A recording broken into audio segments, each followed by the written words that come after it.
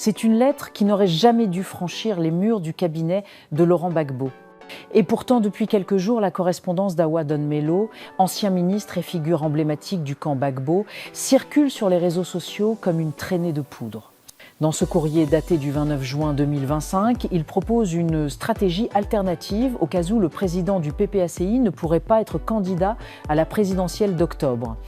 Acquitté en 2020 et un par la Cour pénale internationale, CPI, l'ancien président est toujours radié des listes électorales à la suite d'une condamnation en 2018 dans l'affaire dite du casse de la BCAO.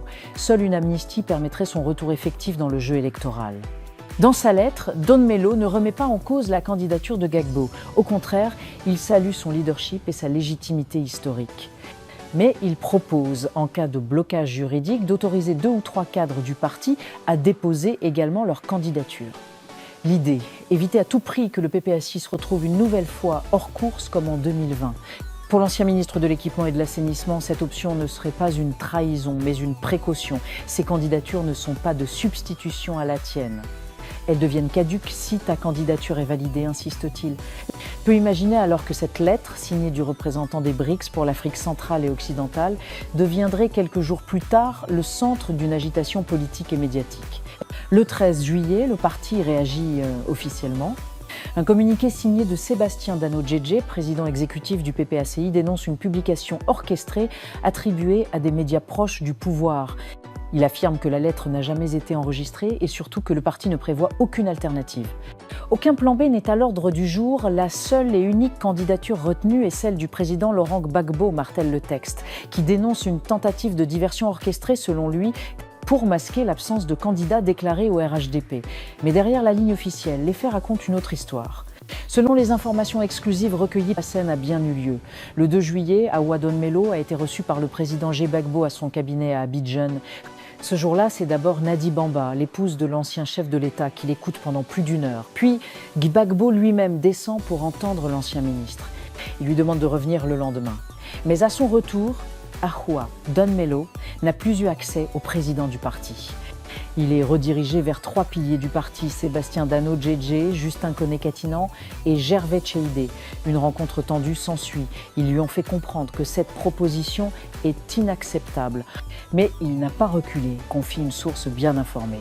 Don Melo laisse la lettre. Son contenu finira par fuiter.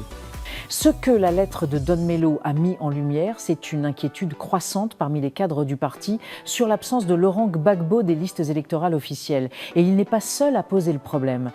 Le 8 juin déjà, Arnaud Donatien-Guéhi, représentant du PPACI en Norvège, avait adressé à son tour une correspondance au président Gbagbo. Dans cette lettre, il liste plusieurs scénarios possibles. Alliance stratégique, offensive diplomatique, mais aussi l'organisation d'une convention extraordinaire pour trouver un nouveau candidat le plus rapidement possible. Ce candidat devrait avant tout être une personnalité crédible qui puisse porter notre projet, incarner nos engagements auprès des électeurs, capable de rassembler la gauche ivoirienne et surtout être sur la liste électorale, écrit-il. Cependant, au sein du PPACI, la ligne est ferme et assumée pour la majorité. Le combat du parti ne se résume pas à une élection. Il s'agit aussi de restaurer une vérité politique. Admettre un plan B, ce serait valider la condamnation de Gbagbo par contumace. Or, cette condamnation est politique, injuste et il est hors de question de la légitimer, explique un cadre du parti interrogé sur les raisons de la fermeture totale du PPACI à toute option alternative. On ne se résigne pas face à une injustice, on la combat, poursuit-il. Gbagbo est le candidat du peuple. Le retirer, ce serait trahir notre combat pour la justice et la souveraineté. Pourtant, la question reste entière. Depuis son départ du pouvoir en avril 2011, Laurent Gbagbo n'a jamais pris part à une élection présidentielle. En 2015, son propre parti, le FPI, conduit alors par Pascal Affi-Guessant, a décidé de participer au scrutin sans son aval, ce qui a été perçu comme une forme de boycott indirect de sa part. En 2020, la plateforme EDS, qui portait sa candidature, a vu celle-ci rejetée par le Conseil constitutionnel avant de se retirer du processus électoral.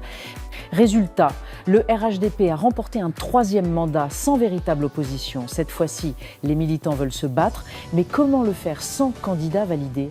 C'est tout le dilemme du parti tiraillé entre la loyauté envers Gbagbo et la peur d'une répétition de l'histoire. Dans ce climat de crispation et de spéculation, une rumeur a fait son chemin, celle d'un mouvement politique parallèle initié par Don Melo, une hypothèse que son entourage balaie fermement. Il reste fidèle au PPACI. Toute démarche électorale se ferait dans le cadre du parti, pas en dehors. Il n'a jamais été question de dissidence, affirme un proche de l'ancien ministre.